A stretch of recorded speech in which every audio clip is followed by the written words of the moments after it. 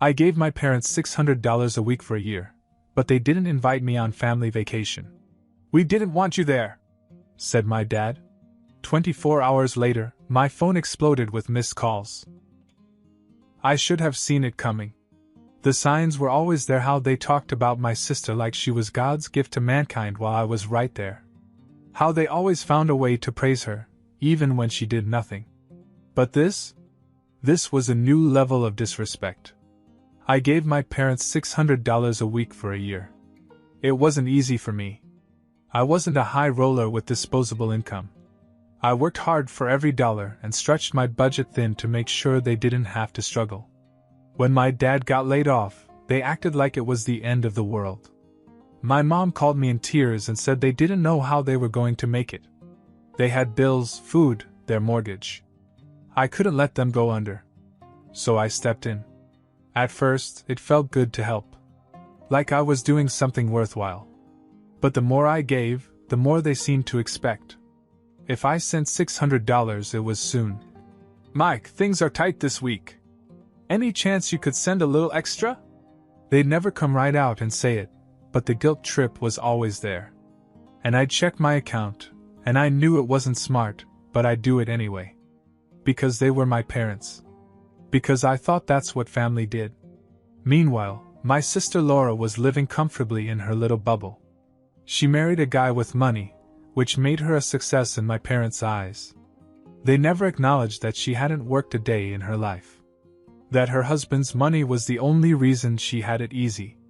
They talked about her like she was a financial genius. "She made smart decisions, Mike. You should learn from her." Smart choices? The only choice she made was to find a guy willing to bankroll her. But sure, let's all pretend she built her life with her own two hands. I never said anything. What was the point? No matter what I did, she was their golden child. I figured as long as she was doing well, I could swallow my pride. Then last week happened. 3 days before, I had invited her over for a cookout. Nothing crazy, just some steaks, a few drinks, a nice evening out. My treat. They immediately turned me down. My mom said they weren't feeling well. I asked if they needed anything, and she sighed. "We're just trying to rest. We don't want you to get sick, honey." I hesitated. "Are you sure? I can bring you some food." No, don't stop by. But if you could maybe help us out with some medicine. Things have been a little tight this week." I didn't even think twice. I sent them $200 right away. "Thank you, honey. We'll pay you back as soon as we can." That was 3 days ago. The next day I got a call from my neighbor, Mr. Jenkins. He's an older guy who's always been kind. We talk from time to time, mostly small talk. But this time he mentioned something that made my stomach turn. "I just wanted to let you know that I checked on your folks' house and fed their fish while they were gone." I frowned. "Gone where?" "Oh, their trip. They should be back soon. They left 6 days ago." 6 days. I couldn't speak for a second. My mind was racing. "Who are they with?" "Oh, your sister and her husband. Looked like a nice family outing." I don't remember how I ended the call. I just sat there, staring at the wall, trying to process it. My parents, the same people who told me they were struggling, who called me every other week asking for extra money, had gone on vacation. With Laura. And never told me. Not only that, but 3 days ago, when they were already on vacation, they had lied to my face. They had told me that they were sick.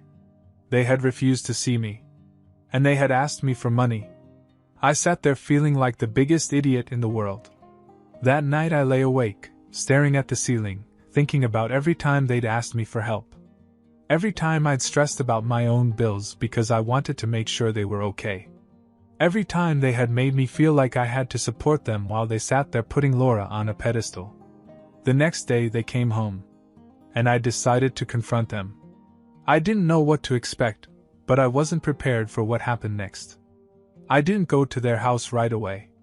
I needed time to cool down. If I'd shown up the second I found out, I might have said something I couldn't take back.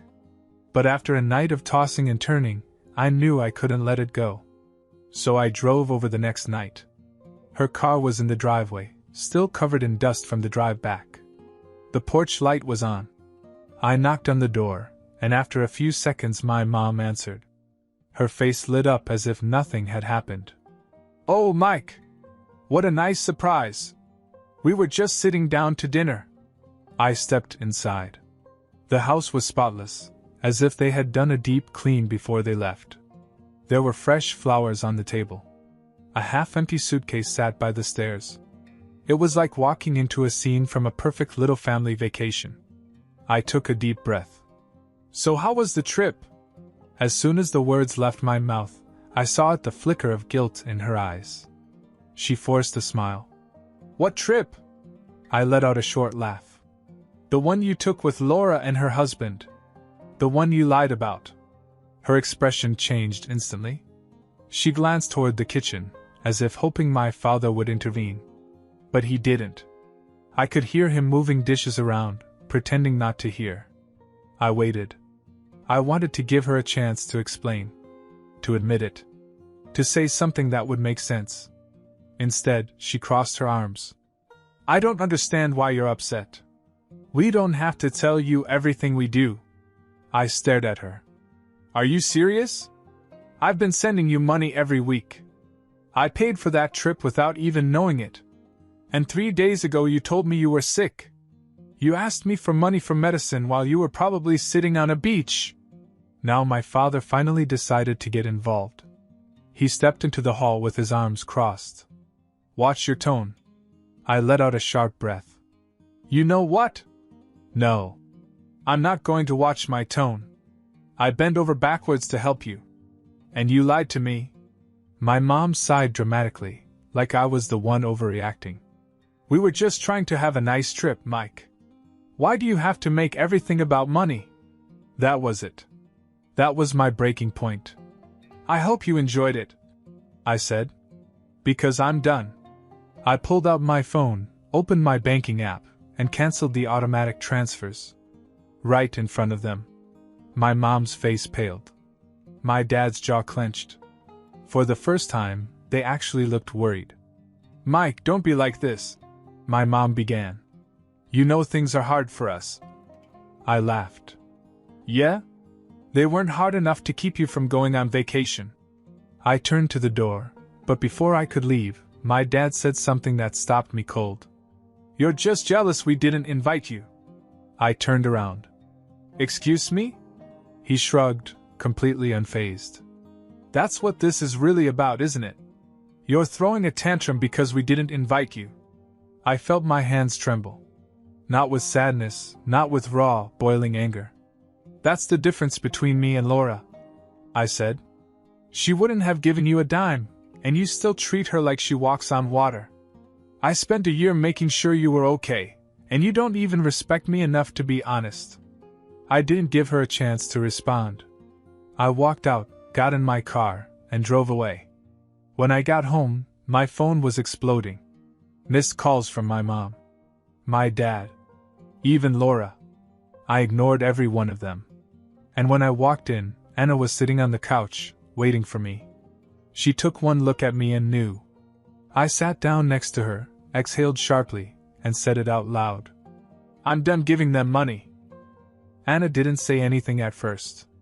She just nodded, as if she had been waiting for me to finally say it. And to be honest, I think I had been waiting too. For months I had felt trapped by some unspoken obligation.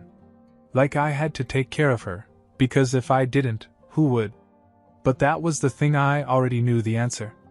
Laura could have done it.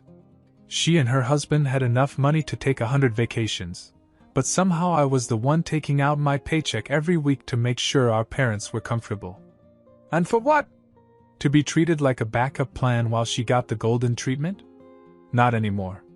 Anna leaned back on the couch and crossed her arms. "So what now? You think they'll just take the loss?" I ran a hand over my face. "They'll try to blame me. Maybe send Laura to talk some sense into me. But I don't care. I'm done." And I meant it. Or at least I thought I did. The next morning, my phone was ringing off the hook. Missed calls, voicemails, text messages, it was relentless. I ignored them all. Then, around noon, a loud knock echoed through the apartment. Anna shot me a look. "Tell me you didn't invite her." I shook my head and stood up. But before I reached the door, I heard her voice. Laura's. "Mike, I know you're home. Open the door." I swung it open, and there she was, Laura, standing there in a designer outfit, sunglasses pushed up on her head like she had just come from brunch. And right behind her were our parents. I stepped forward just enough to keep them from coming in. "What do you want?" Laura scoffed. "Are you seriously haunting Mom and Dad? On vacation?" I let out a dry laugh. "No. I'm cutting them off because they've been lying to me for months, using me like a damn ATM while treating you like royalty. But you already knew that, didn't you?" She rolled her eyes. "Oh, please. You act like they forced you to send money." I clenched my jaw. "They didn't force me, Laura. But they sure as hell manipulated me. The fake sob stories, the guilt trips, the we don't know how we're going to make it calls, all the while they were pocketing it for vacations with you." My mom finally spoke up. "That's not fair, Mike. We struggled." I raised an eyebrow. "Struggling so much that you needed extra money for medicine while sipping cocktails on the beach?" That quickly shut her up. Laura sighed dramatically. "Look, it's no big deal. Just turn the payments back on and let's all put this behind us." I almost laughed in her face. "You think I'm just going to roll over and keep paying? No. You pay for them." My dad, who had been silent the whole time, suddenly stepped forward. "We don't want your money." I crossed my arms. "Good. Because you're not getting it." Laura let out a bitter laugh. "Wow. So you're just going to abandon them now?" Anna, who had been listening from the couch, got up and walked over. "Abandoning them? You mean like they left him? Lied to him? Used him?" Laura turned to Anna as if she had just noticed her. "Oh, great. Your opinion." And that's when Anna grabbed Laura's hair. It happened so fast that neither of us had time to react. 1 second, Laura was standing there looking smug, and the next, Anna had a handful of her perfect, salon-style hair. "Listen to me very carefully," Anna said, her voice eerily calm. "You and your parents are never coming back here. Mike is done with you, and so am I. Now turn around, get in your overpriced car and drive away." Laura yelped, hitting Anna's hand until she finally let go. She stumbled back, looking completely outraged. "You're crazy!" she shrieked. Anna grinned. "Try me." For the first time, Laura actually looked nervous. She turned back to our parents, expecting them to support her. But they just stood there, silent. I think they finally realized they had lost. Laura huffed, straightened her outfit, and gave me one last look. "You'll regret this." I just smiled. "Not a chance." And with that, she stormed off, our parents trailing behind her like lost puppies. As soon as they were gone, I turned to Anna. She shrugged. "What?" "She deserved it." I laughed for the first time in days. "Remind me never to piss you off." That was the last time I sent my parents a dime. If Laura was so perfect, she could take care of them. The next morning, my phone rang. I knew who it was before I even looked at it. I considered ignoring it, but curiosity got the better of me. I picked it up. As soon as I said hello, my mom started. "Mike, I can't believe what happened yesterday. That girlfriend of yours put her hands on your sister. Who does she think she is?" I leaned back in my chair. "You mean when Laura showed up at my door, insulted me, and Anna told her to leave?" My father cut in. "She pulled Laura's hair. That's assault. You need to control your wife." I scoffed. "You need to control your daughter. Anna was just returning the energy that Laura brought to my doorstep. Mike, we raised you better than this dash." I rolled my eyes. "Yeah?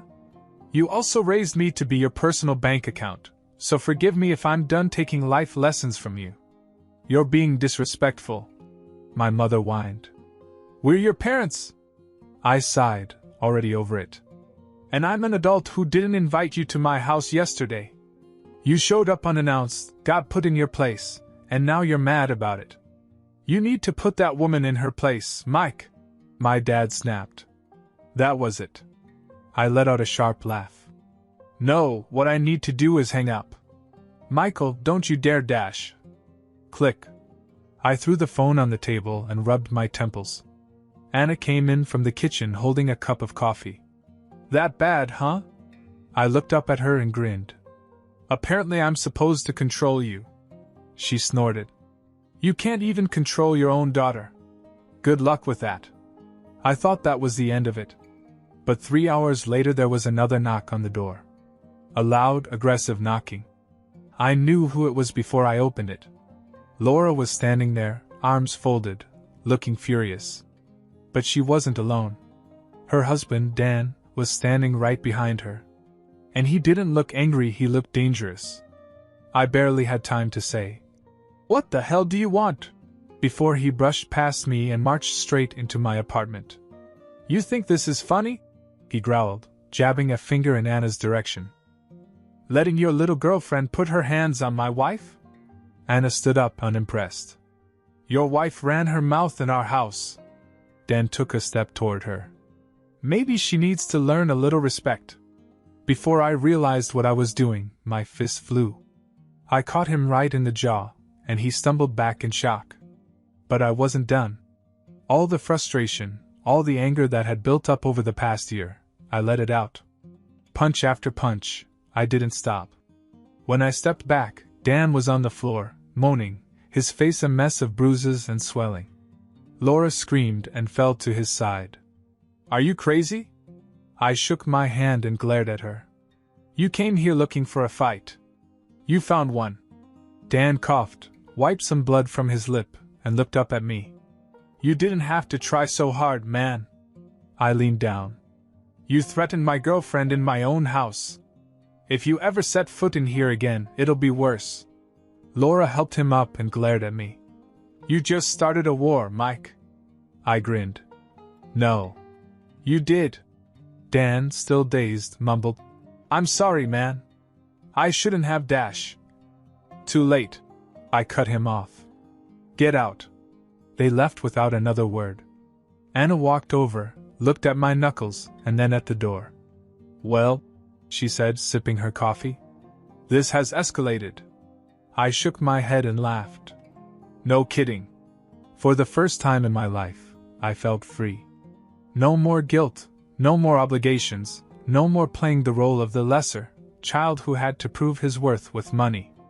I was done. After Laura and Dan left, I didn't hear from either of them. No calls, no texts, just silence. And I was okay with that.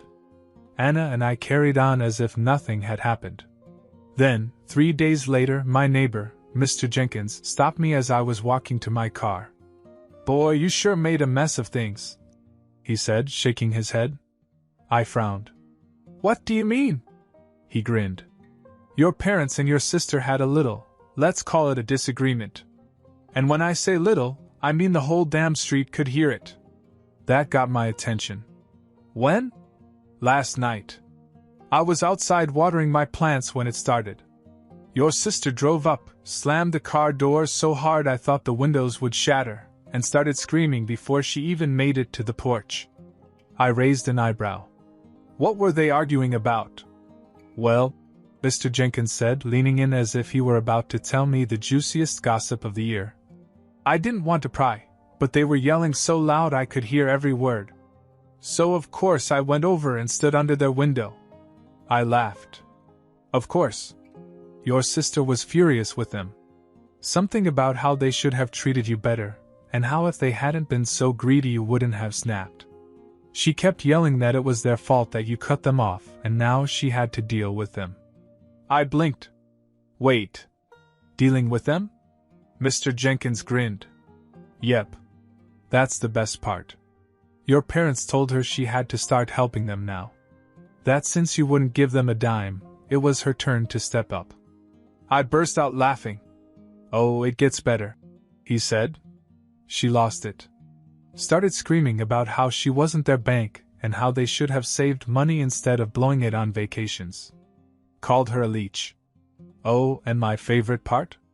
She actually said, "Why don't you call Mike and apologize so he'll turn the payments back on?" I wiped a tear from my eye. And what did she say? "Your dad said, we don't want his money anymore. And your mom, she started crying about how you let her down and that family is supposed to help each other. But your sister didn't buy it. She told them, and I quote, 'You don't care about family. You care about who you can squeeze money out of.'" Then she stormed out. I shook my head in disbelief. "So they lost both of us in 1 week?" "Looks like it," Mr. Jenkins said. "And now you're alone. No golden child, no reliable paycheck, just the two of them, sitting in that house with no one left to feel guilty about helping them." I let out a slow breath and let it all sink in. For years they had played favorites. They had taken me for granted, used me, dismissed me. And in the end, all it took was one moment of clarity for it all to fall apart. And the best part? I didn't feel bad about it. Not even a little. I looked at Mr. Jenkins and smiled. "Well, I guess you finally got what you wanted." "How's that?" he asked. I turned to my car and opened the door. They wanted Laura to be their golden child. Now they can keep her. And with that, I drove off without a single regret. Update. I thought that was the end of it. I really did. My parents were on their own, Laura was pissed, and I had finally broken free. Life was peaceful. Then, about a week later, I got a text from an unknown number. "Mike, it's Dad. Call me back. It's important." I stared at it for a second, debating whether to ignore it. But curiosity won out. I called. He picked up immediately. "Mike, listen, I don't want to fight, but we need to talk." I sighed. "If this is about money dash." "It's not about money." He cut me off. "It's about your sister." That got my attention. "What about her?" He hesitated.